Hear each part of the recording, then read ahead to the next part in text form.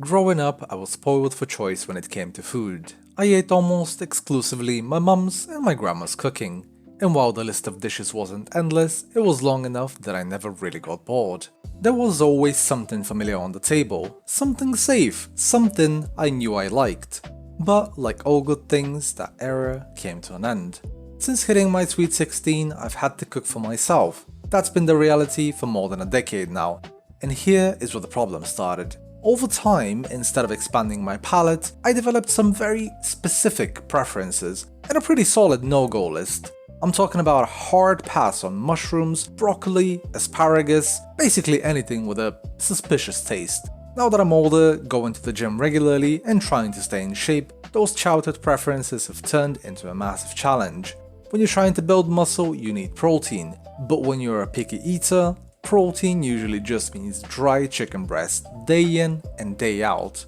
I'm constantly looking for healthy ways to hit my macros without eating the same sad meal over and over again. I needed a way to cook chicken that didn't taste like cardboard but also didn't require a culinary degree. That search is what pushed me to start experimenting more in the kitchen, and it's how I ended up with today's recipe. A lemon chicken piccata inspired by the bear. And here's what you need to make it.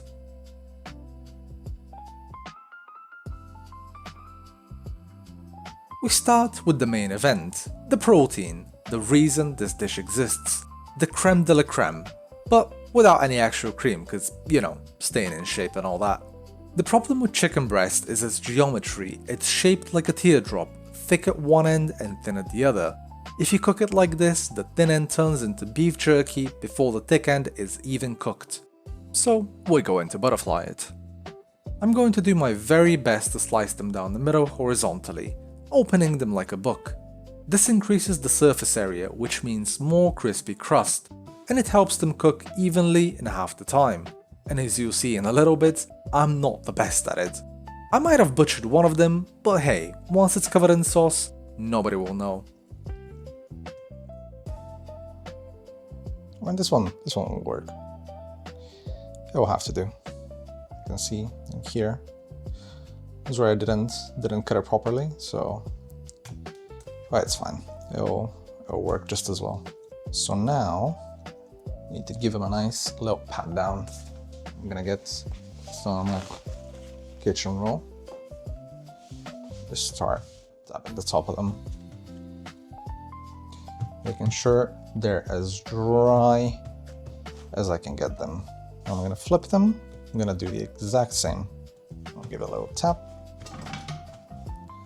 And we try to knock over a pan, and we tap, tap, tap. Make sure it's dry, dry, dry. We don't want the water to react poorly. Oh, there's a bit of kitchen roll came off. Thank God I saw it, otherwise I was going to be eating paper. When I said earlier that water reacts poorly, I meant this. Oil and water are ancient enemies. If you put a wet piece of chicken into hot oil, it will spit at you, aggressively. And I've learned this the hard way, accumulating a collection of light burns on my forearms. Dry your chicken with a paper towel, your skin will thank you. But moisture isn't the only thing that matters here, heat is just as important. A hot pan is everything. If the pan isn't hot enough, your chicken doesn't sear, it steams. And steamed chicken is not what we're going for. And speaking of hot pans, I was planning on letting the chicken cook and doing other things in the meantime, but it turns out my pan isn't hot enough yet. So while we wait, I'm going to go ahead, wash my chopping board and start dicing the onion. Cut down the middle, cut off the ends, and attempt to follow a technique I saw in a YouTube video. And now you can do the same with this video. Well, well, well. How the turntables...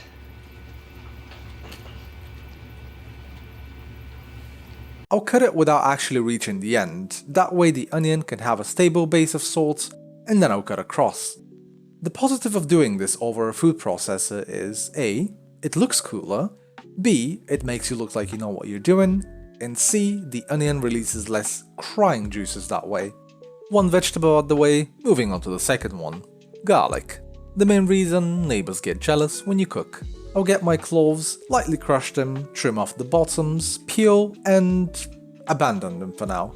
I've got more pressing matters to attend to, specifically the pan. It's finally hot enough, so I'm pouring in about 2 tablespoons of olive oil. The exact amount isn't really that important as long as the bottom of the pan is covered. Next, seasoning. I'm going to season these with a generous amount of salt and pepper. Flip and do it again.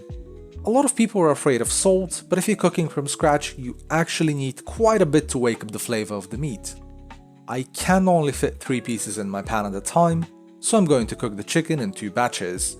You don't want to overcrowd your pan. If you pack them in like sardines, the temperature drops, the moisture gets trapped and you end up with soggy grey chicken. We want gold, not grey. In they go on medium-high heat for roughly 4 minutes per side. This is the most important part of the dish. Not the sauce, not the lemon, this. If you mess up the sear, the whole thing feels flat.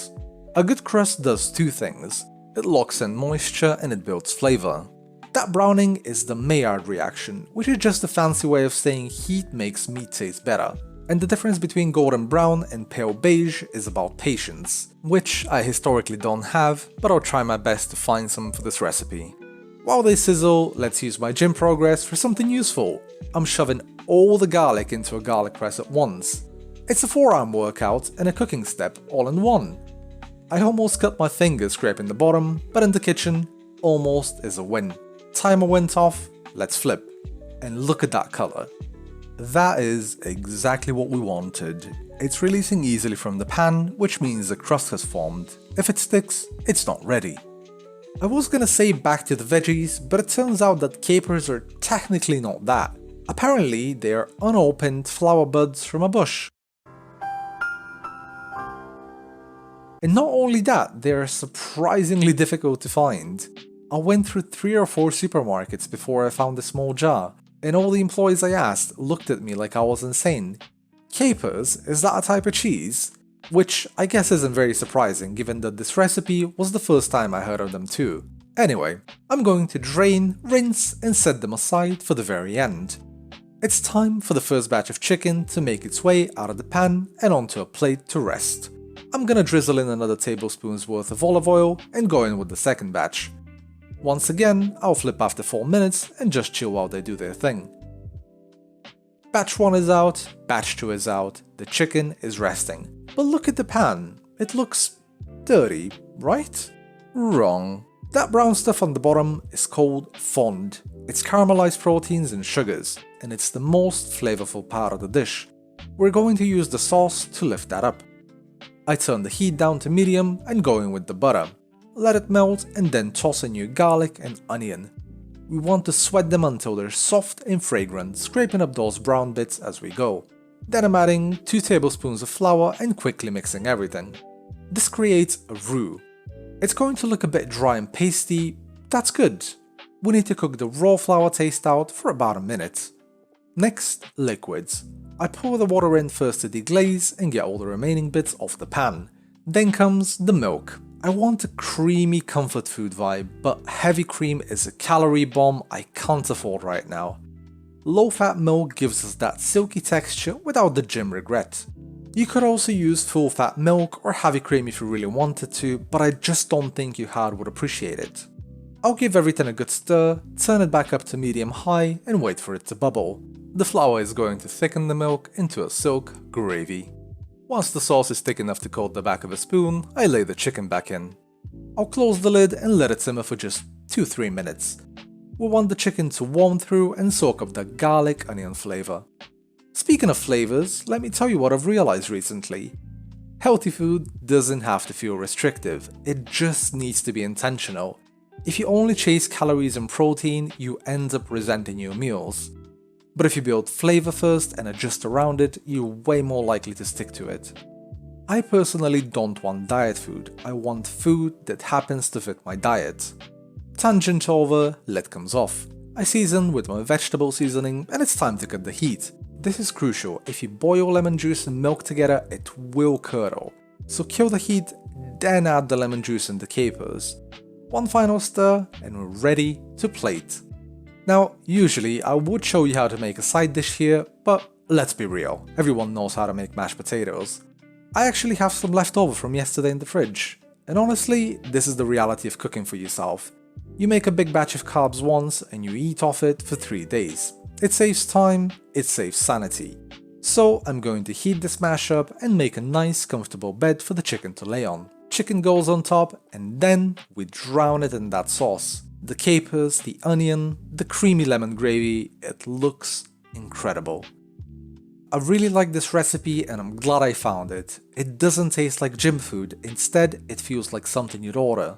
Personally, I'd have to give it a but don't take my word for it. Thank you. Here's your food. It's really good.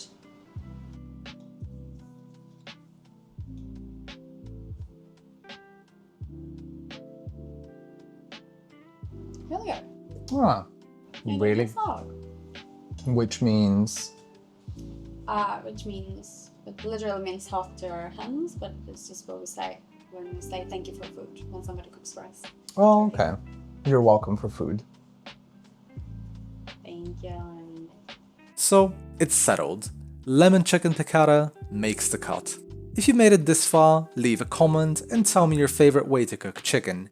I'm always looking for new ideas that don't involve eating the same thing over and over.